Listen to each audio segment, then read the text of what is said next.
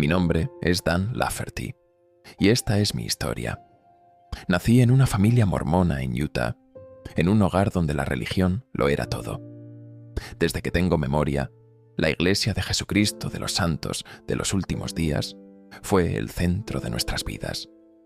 Mis padres nos enseñaron a seguir las enseñanzas de Joseph Smith y Brigham Young al pie de la letra. Cada domingo íbamos a la iglesia y las oraciones en familia eran una rutina diaria. Mi hermano Ron y yo crecimos creyendo que éramos parte de algo más grande, algo divino. Pero incluso en esos primeros años, había algo en mí que no encajaba del todo. No es que no creyera en Dios o en las enseñanzas de la iglesia, sino que sentía que había algo más, algo que no nos estaban contando. Recuerdo que, siendo niño, me preguntaba por qué la iglesia había abandonado la poligamia, una práctica que Joseph Smith y los primeros mormones habían defendido como sagrada. Mis padres me decían que era porque el mundo había cambiado, pero yo no podía entender por qué Dios cambiaría de opinión sobre algo tan importante. Ron, mi hermano mayor, siempre fue más rebelde que yo. Desde joven, cuestionaba todo lo que nos enseñaban. Él era el que siempre estaba buscando respuestas, leyendo libros y hablando con personas fuera de la iglesia. Aunque yo era más tranquilo, su curiosidad me influenció. Juntos, comenzamos a explorar las raíces de nuestra fe, y fue entonces cuando descubrimos el mormonismo fundamentalista. El mormonismo fundamentalista era como una versión sin censura de lo que habíamos aprendido en la iglesia. Estos grupos creían en la poligamia, en la teocracia y en la idea de que Dios seguía hablando directamente a sus seguidores a través de revelaciones. Para Ron y para mí, esto era fascinante. Era como si hubiéramos encontrado la pieza que faltaba en nuestro rompecabezas espiritual. A principios de los años 80, Ron y yo nos unimos a un grupo fundamentalista liderado por un hombre llamado Robert Crossfield, conocido como Onías. Él decía recibir revelaciones directas de Dios, y sus palabras resonaban en nosotros. Onías nos hablaba de un regreso a las verdaderas enseñanzas de Joseph Smith, de un mundo donde los elegidos de Dios vivirían en paz y armonía, practicando la poligamia y siguiendo las leyes divinas sin interferencia del gobierno o de la iglesia corrupta. Para Ron, esto fue una revelación. Él comenzó a tener sueños y visiones, y pronto empezó a creer que Dios le estaba hablando directamente. Yo, aunque más escéptico, no podía negar la pasión que Ron sentía. Él me decía que éramos parte de un plan divino, que Dios nos había elegido para restaurar la verdadera fe. Aunque yo no estaba seguro de todo lo que él decía, su convicción era contagiosa. Pero no todo era paz y armonía en nuestro nuevo camino. Nuestra familia, especialmente mi hermana Brenda, no entendía por qué habíamos abandonado la iglesia oficial. Brenda era una mujer fuerte y devota, pero también muy crítica con nuestras nuevas creencias. Ella pensaba que estábamos cayendo en el fanatismo y no dudaba en decírnoslo. Esto creó tensiones entre nosotros, tensiones que con el tiempo se volvieron insoportables.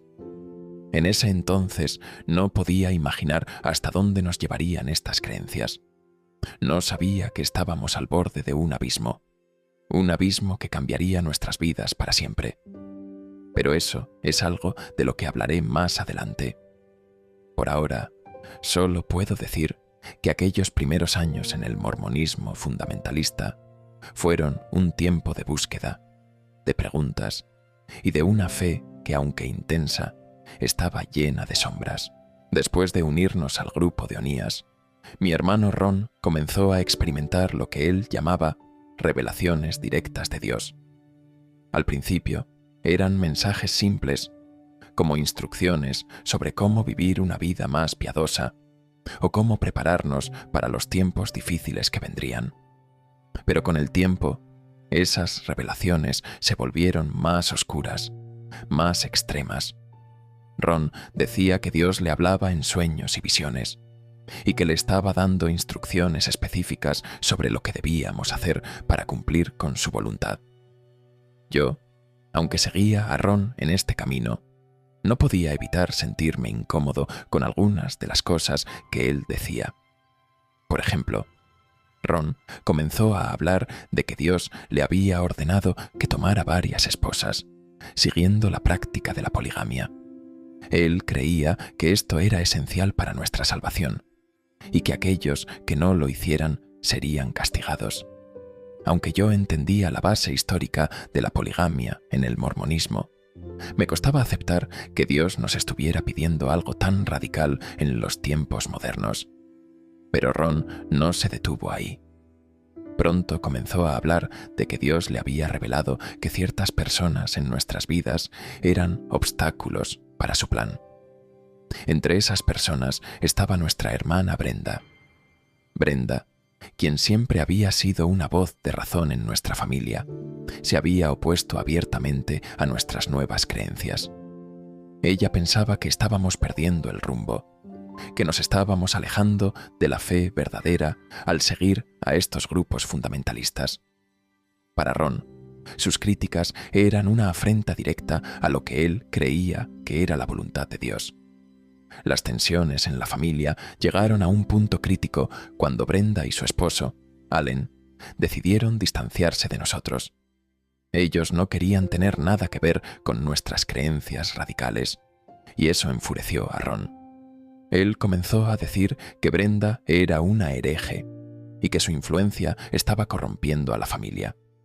Yo intenté calmarlo, pero Ron estaba convencido de que Dios le había revelado que Brenda era una amenaza para nuestra misión divina. Fue en ese momento cuando las revelaciones de Ron tomaron un giro aún más oscuro. Una noche, Ron me dijo que Dios le había ordenado que eliminara a Brenda y a su familia. Al principio, no podía creer lo que estaba escuchando. Pensé que tal vez estaba exagerando, que estaba malinterpretando lo que Dios le estaba diciendo. Pero Ron estaba completamente convencido. Él me mostró un documento que había escrito, una revelación, en la que detallaba cómo debíamos actuar. En ese documento, Ron escribió que Brenda y su hija de 15 meses, Erika, debían ser sacrificadas para que el plan de Dios pudiera avanzar. Recuerdo que me sentí paralizado por el miedo y la confusión. Por un lado, no podía creer que mi propio hermano estuviera hablando de algo tan horrible. Por otro lado, había una parte de mí que quería creer que Ron estaba en lo correcto, que Dios realmente le estaba hablando. Después de todo, ¿cómo podía cuestionar las revelaciones de mi hermano si él estaba tan seguro de ellas? En los días siguientes, Ron comenzó a planear todo meticulosamente. Él dijo que no podíamos fallar, que esto era una prueba de nuestra fe. Yo, aunque estaba aterrado, me dejé arrastrar por su convicción. Ron me dijo que si no cumplíamos con esta orden, estaríamos traicionando a Dios y que seríamos castigados por ello. En ese momento, el miedo a defraudar a Dios era más fuerte que cualquier otra cosa. El 24 de julio de 1984, Ron y yo fuimos a la casa de Brenda en American Fork, Utah. Ella no esperaba nuestra visita, y cuando abrió la puerta, pude ver el miedo en sus ojos. Brenda sabía que algo andaba mal, pero no podía imaginar lo que estaba a punto de suceder. Ron entró primero, y yo lo seguí, con el corazón latiendo tan fuerte que pensé que iba a estallar. Lo que sucedió después es algo que nunca podré olvidar. Ron atacó a Brenda con un cuchillo, y yo no hice nada para detenerlo. Brenda luchó por su vida, pero Ron era demasiado fuerte. Después, él fue a por la bebé, Erika. Yo estaba en shock, incapaz de moverme, incapaz de pensar. Todo sucedió tan rápido, pero al mismo tiempo pareció durar una eternidad. Cuando todo terminado, la casa estaba en silencio. Ron y yo salimos de allí como si nada hubiera pasado, pero yo sabía que nuestras vidas nunca serían las mismas. En ese momento, no podía entender completamente lo que habíamos hecho. Solo sabía que habíamos cumplido con lo que Ron creía que era la voluntad de Dios. Pero, ¿realmente era la voluntad de Dios? Esa pregunta me persiguió desde ese día. Y aunque Ron estaba convencido de que habíamos hecho lo correcto, yo no podía sacudirme la sensación de que habíamos cruzado una línea de la que no había vuelta atrás. Después de lo sucedido en la casa de Brenda, Ron y yo nos fuimos de Utah.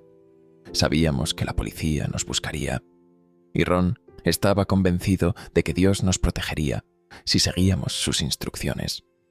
Él decía que éramos como los antiguos profetas, perseguidos por hacer la voluntad de Dios en un mundo corrupto.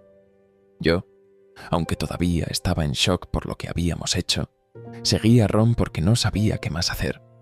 No podía volver atrás, no después de lo que había pasado. Viajamos por varios estados, tratando de mantener un perfil bajo. Ron seguía teniendo revelaciones, y cada vez que hablaba de ellas yo sentía que me hundía más en la confusión. Él decía que Dios nos estaba guiando, que teníamos una misión más grande que cumplir. Pero yo ya no estaba seguro de nada. Cada noche, cuando intentaba dormir, las imágenes de Brenda y Erika volvían a mi mente. No podía escapar de ellas. Mientras tanto, las noticias sobre el asesinato de Brenda y su hija se extendieron rápidamente. La policía publicó nuestras fotos y ofreció una recompensa por información que llevara a nuestra captura. Ron no parecía preocupado. Él creía que Dios nos protegería. Pero yo sentía que el mundo se nos estaba cerrando. Cada vez que veía a un policía o escuchaba un helicóptero, me ponía nervioso. Sabía que era solo cuestión de tiempo antes de que nos atraparan.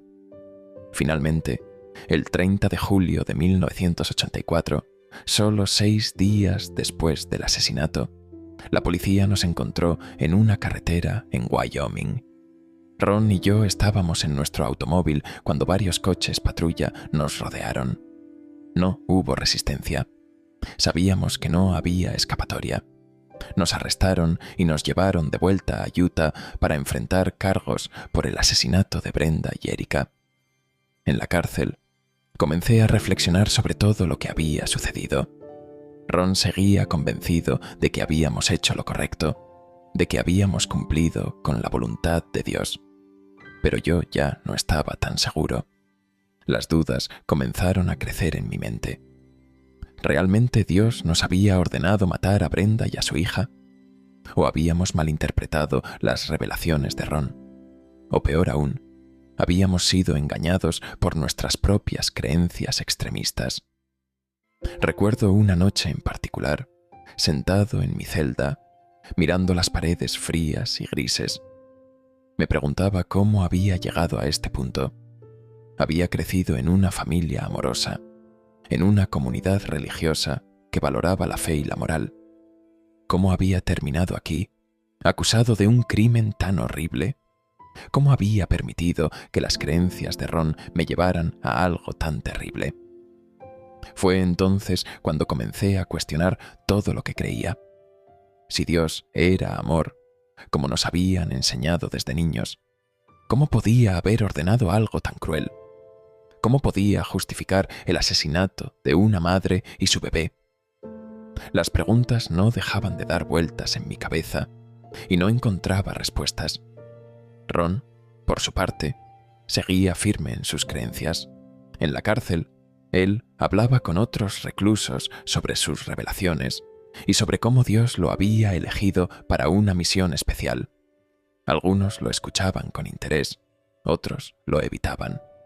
Pero Ron no se inmutaba. Él estaba convencido de que, al final, Dios lo vindicaría. Yo, en cambio, comencé a alejarme de Ron. No podía seguir creyendo en sus revelaciones, no después de lo que habíamos hecho. Empecé a leer la Biblia por mi cuenta, buscando respuestas, buscando alguna señal de que Dios no nos había abandonado. Pero cuanto más leía, más me daba cuenta de que habíamos estado equivocados. Jesús hablaba de amor, de perdón, de compasión. No había nada en sus enseñanzas que justificara lo que habíamos hecho. Fue un proceso doloroso, pero poco a poco comencé a aceptar la verdad. Habíamos cometido un crimen horrible y no había justificación divina para ello. Las revelaciones de Ron no venían de Dios, venían de su propia mente, distorsionada por el fanatismo y el deseo de poder. El juicio por el asesinato de Brenda y Erika fue uno de los momentos más difíciles de mi vida. La sala del tribunal estaba llena de periodistas, curiosos y miembros de nuestra familia, todos esperando escuchar los detalles de lo que habíamos hecho. Yo me sentaba en el banquillo de los acusados, sintiendo el peso de las miradas sobre mí. Cada palabra que se decía, cada testimonio, cada evidencia presentada, me recordaba lo que habíamos hecho. No podía escapar de la realidad. Habíamos matado a Brenda y a su hija, y ahora teníamos que enfrentar las consecuencias. Ron, por su parte, parecía imperturbable. Él seguía creyendo que Dios estaba de su lado, que todo esto era parte de un plan mayor. Durante el juicio, Ron habló abiertamente sobre sus revelaciones, sobre cómo Dios le había ordenado matar a Brenda y a Erika. Para él, no había duda de que había hecho lo correcto. Pero para mí, cada palabra que salía de su boca era un recordatorio de lo lejos que habíamos caído. Yo, en cambio, no sabía qué decir. No podía defender lo que habíamos hecho, pero tampoco podía culpar completamente a Ron. Después de todo, yo había estado allí. Yo había permitido que todo sucediera. Aunque no había levantado el cuchillo, mi silencio y mi inacción me hacían tan culpable como él. El juicio fue rápido y contundente. Las pruebas en nuestra contra eran abrumadoras, y no había forma de negar lo que habíamos hecho. Ron fue declarado culpable de asesinato en primer grado y condenado a muerte. Yo, aunque no había participado directamente en el asesinato, fui declarado cómplice y sentenciado a cadena perpetua sin posibilidad de libertad condicional. Cuando escuché la sentencia, sentí una mezcla de alivio y desesperación. Alivio porque sabía que merecía ser castigado por lo que había hecho, y desesperación porque no sabía cómo iba a vivir el resto de mi vida en prisión. Pero en cierto modo, también sentí que era un nuevo comienzo. Ahora que estaba separado de Ron, podía comenzar a cuestionar todo lo que habíamos creído. En la prisión, comencé a reflexionar profundamente sobre mi vida y mis acciones. Ya no tenía a Ron para influenciarme, y eso me dio la libertad de pensar por mí mismo. Leí la Biblia una y otra vez, buscando respuestas, buscando alguna señal de que Dios no me había abandonado. Pero cuanto más leía, más me daba cuenta de que habíamos estado equivocados. Las enseñanzas de Jesús hablaban de amor, de perdón, de compasión.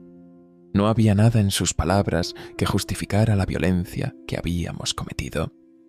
También comencé a hablar con otros reclusos y con los capellanes de la prisión. Algunos de ellos me escuchaban con paciencia, otros me juzgaban duramente, pero todos me ayudaron a ver las cosas desde una perspectiva diferente.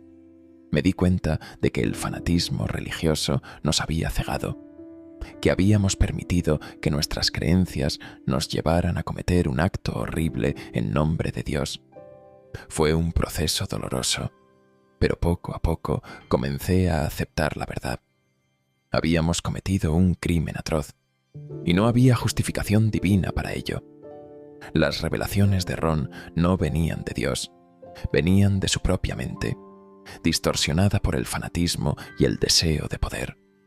Yo, al seguirlo ciegamente, había permitido que mi fe se convirtiera en algo oscuro y destructivo. En la prisión, también comencé a escribir, Escribía sobre mi vida, sobre mis creencias, sobre lo que había aprendido. Escribir se convirtió en una forma de terapia, una manera de procesar todo lo que había sucedido. A través de mis palabras, comencé a entender que la verdadera fe no se trata de obedecer ciegamente a las revelaciones de otros, sino de buscar una relación personal con Dios, basada en el amor y la compasión. Aunque estaba en prisión, sentía que estaba comenzando a sanar. Ya no era el hombre que había seguido a Ron ciegamente, dispuesto a hacer cualquier cosa en nombre de Dios. Ahora era alguien que buscaba la verdad, que quería entender cómo había llegado a ese punto y cómo podía evitar que otros cometieran los mismos errores. La vida en prisión no fue fácil. Los primeros años fueron los más difíciles. Me sentía como si estuviera en un pozo oscuro, sin salida. Cada día era una lucha contra el remordimiento, la culpa y la soledad. Las imágenes de Brenda y Erika no me abandonaban. Soñaba con ellas, con sus rostros, con sus miradas. A veces despertaba en medio de la noche, sudando, con el corazón acelerado, preguntándome cómo había podido ser parte de algo tan horrible. Pero, a pesar del dolor, sabía que no podía quedarme atrapado en el pasado. Tenía que encontrar una manera de seguir adelante, de redimirme de alguna forma. No podía cambiar lo que había hecho, pero tal vez podía usar mi experiencia para evitar que otros cayeran en el mismo abismo. Fue entonces cuando comencé a leer la Biblia de una manera diferente, no como un libro de reglas o de revelaciones, sino como una guía para entender el amor de Dios. Me enfoqué en las enseñanzas de Jesús, en su mensaje de perdón y compasión. Aprendí que Dios no quiere que vivamos con miedo o con odio, sino que busquemos la paz y la reconciliación. También comencé a asistir a los servicios religiosos en la prisión. Al principio, me sentía fuera de lugar. Muchos de los otros reclusos me miraban con desconfianza, sabiendo lo que había hecho. Pero con el tiempo, encontré a algunas personas que estaban dispuestas a escucharme, a ayudarme en mi camino de redención. Uno de ellos era un capellán llamado el Padre Miguel. Él no me juzgaba, sino que me escuchaba con paciencia y me ayudaba a encontrar respuestas a mis preguntas. El Padre Miguel me dijo algo que nunca olvidaré. Dios no te ha abandonado, Dan. Él está aquí, en este lugar, incluso en medio de tu dolor. Pero tienes que estar dispuesto a buscarlo con un corazón sincero. Esas palabras me dieron esperanza. Comencé a orar de una manera más honesta, no para pedir perdón, sino para entender cómo podía ser una mejor persona. También comencé a escribir cartas a mi familia. Sabía que muchos de ellos me habían dado la espalda después de lo sucedido, y no los culpaba. Pero quería que supieran que estaba arrepentido, que estaba tratando de cambiar. No esperaba que me perdonaran, pero necesitaba que supieran que lo sentía. Con el tiempo, algunos de ellos comenzaron a responderme. Fueron conversaciones difíciles, llenas de dolor y de preguntas sin respuesta, pero fueron un primer paso hacia la reconciliación. En la prisión, también me uní a un grupo de estudio bíblico. Allí, conocí a otros reclusos que, como yo, estaban buscando una segunda oportunidad. Compartíamos nuestras historias, nuestras luchas y nuestras esperanzas. Aprendí que no estaba solo, que muchos de nosotros habíamos cometido errores terribles, pero que todavía había una posibilidad de redención. Uno de los momentos más significativos para mí fue cuando comencé a trabajar como tutor para otros reclusos. Muchos de ellos no sabían leer ni escribir, y yo les enseñaba. Fue una manera de devolver algo, de hacer algo positivo con mi vida. Ver cómo progresaban, cómo aprendían, me daba un sentido de propósito que había perdido hacía mucho tiempo. Pero no todo fue fácil. Hubo momentos en los que las dudas y la culpa volvían a abrumarme. A veces me preguntaba si realmente merecía una segunda oportunidad, si alguien como yo podía ser perdonado. En esos momentos recordaba las palabras del Padre Miguel. El perdón no se trata de merecerlo, Dan. Se trata de aceptarlo y de usarlo para cambiar. Con el tiempo, comencé a entender que la verdadera fe no se trata de seguir ciegamente las revelaciones de otros, sino de buscar una relación personal con Dios. Aprendí que Dios no quiere que vivamos con miedo o con odio, sino que busquemos la paz y la reconciliación. Aunque estaba en prisión, sentía que estaba comenzando a encontrar una nueva forma de fe, una fe basada en el amor y no en el fanatismo. Aunque yo estaba tratando de reconstruir mi vida en prisión, la sombra de mi hermano Ron siempre estaba presente. Él seguía en el corredor de la muerte, convencido de que había hecho lo correcto. A pesar de las barras que nos separaban, su influencia todavía pesaba sobre mí. Ron no había cambiado. Seguía creyendo en sus revelaciones, en que Dios lo había elegido para una misión especial. Cada vez que hablábamos por teléfono o nos veíamos durante las visitas, él me recordaba que éramos instrumentos de Dios, que habíamos cumplido con su voluntad. Para Ron, el hecho de estar en el corredor de la muerte no era un castigo, sino una prueba de fe. Él decía que Dios lo estaba preparando para algo más grande, que su ejecución sería un sacrificio necesario para que el mundo entendiera la verdad. Yo, en cambio, ya no podía creer en esas palabras. Había visto el daño que el fanatismo religioso podía causar, y no quería volver a caer en esa trampa. Pero separarme de las creencias de Ron no fue fácil. Durante años, él había sido mi guía, mi hermano mayor, la persona en quien más confiaba. Ahora tenía que aprender a pensar por mí mismo, a cuestionar todo lo que él me había enseñado. Fue un proceso doloroso, lleno de dudas y de momentos de debilidad.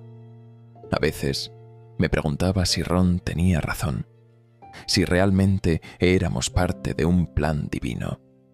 Pero luego recordaba el rostro de Brenda, el de Erika, y sabía que no podía seguir creyendo en algo que justificaba un acto tan horrible. En la prisión, comencé a distanciarme de Ron. Dejé de hablar con él con tanta frecuencia, y cuando lo hacía, evitaba discutir sobre religión. Él notó el cambio y no le gustó. «Te estás alejando de Dios, Dan», me dijo una vez. «No puedes escapar de lo que Él te ha llamado a hacer». Esas palabras me dolieron, pero también me dieron claridad. Yo no quería escapar de Dios, quería escapar de la distorsión que Ron había hecho de Él. Mientras tanto, mi vida en prisión seguía su curso. Continué trabajando como tutor, ayudando a otros reclusos a aprender a leer y a escribir. También me uní a un programa de rehabilitación que buscaba ayudar a los presos a reintegrarse a la sociedad. Aunque sabía que nunca saldría de prisión, quería hacer algo positivo con mi vida, algo que pudiera compensar, aunque fuera un poco, el daño que había causado. Uno de los momentos más significativos para mí fue cuando conocí a un hombre llamado Carlos. Él era un recluso joven, condenado por un crimen violento. Al principio, Carlos era reservado, incluso hostil, pero con el tiempo comenzó a abrirse. Me contó sobre su infancia difícil, sobre cómo había crecido en un ambiente de violencia y pobreza. Yo le hablé de mi propia historia, de cómo el fanatismo religioso me había llevado a cometer un crimen horrible. Carlos me escuchó con atención y poco a poco comenzó a cambiar. Empezó a asistir a los servicios religiosos, a participar en los grupos de estudio bíblico. Un día me dijo: «Gracias, Dan. Nunca había pensado que podía cambiar, pero tú me mostraste que es posible. Esas palabras me llenaron de esperanza. Tal vez, a través de mi experiencia, podía ayudar a otros a evitar los mismos errores. Pero, a pesar de estos pequeños triunfos, la sombra de Ron seguía ahí. En 1996, su ejecución fue programada. Yo no quería verlo morir, pero sentía que debía estar allí, como su hermano. El día de la ejecución, me permitieron visitarlo por última vez. Ron estaba tranquilo, casi sereno. «No tengas miedo, Dan», me dijo. «Esto es parte del plan de Dios. Él me está llamando a casa». Yo no sabía qué decir. Quería creer que Ron estaba en paz, pero no podía evitar sentir que había desperdiciado su vida en nombre de una fe distorsionada. Cuando llegó el momento, me despedí de él con un nudo en la garganta. Ron fue ejecutado, y con su muerte, una parte de mí también murió. Después de la ejecución, me sumí en una profunda tristeza. Aunque ya no compartía las creencias de Ron, él seguía siendo mi hermano, y su pérdida me afectó profundamente. Pero también me dio claridad. Sabía que no podía permitir que su legado fuera solo de violencia y fanatismo. Tenía que hacer algo para asegurarme de que su historia sirviera como una advertencia, no como un ejemplo a seguir. La ejecución de Ron marcó un punto de inflexión en mi vida. Aunque había estado trabajando en mi redención durante años, su muerte me obligó a enfrentar el hecho de que el pasado nunca puede ser borrado. Brenda y Erika seguirían siendo una parte dolorosa de mi historia, y no había forma de cambiar eso. Pero también entendí que podía usar mi experiencia para ayudar a otros, para evitar que más personas cayeran en el mismo abismo de fanatismo y violencia. Después de la ejecución de Ron, me enfoqué aún más en la escritura. Comencé a redactar un libro sobre mi vida, no para justificar mis acciones, sino para contar la verdad sobre cómo el extremismo religioso puede destruir vidas. Quería que mi historia sirviera como una advertencia, como un recordatorio de los peligros de seguir ciegamente a líderes carismáticos que distorsionan la fe para sus propios fines. Escribir fue un proceso doloroso, pero también liberador. Cada palabra que ponía en el papel me ayudaba a procesar lo que había sucedido, a entender cómo había llegado a ese punto y cómo podía evitar que otros cometieran los mismos errores. A medida que avanzaba, comencé a recibir cartas de personas que habían leído mis escritos. Algunas eran de apoyo, otras de crítica, pero todas me ayudaban a ver que mi historia tenía un impacto más allá de las paredes de la prisión.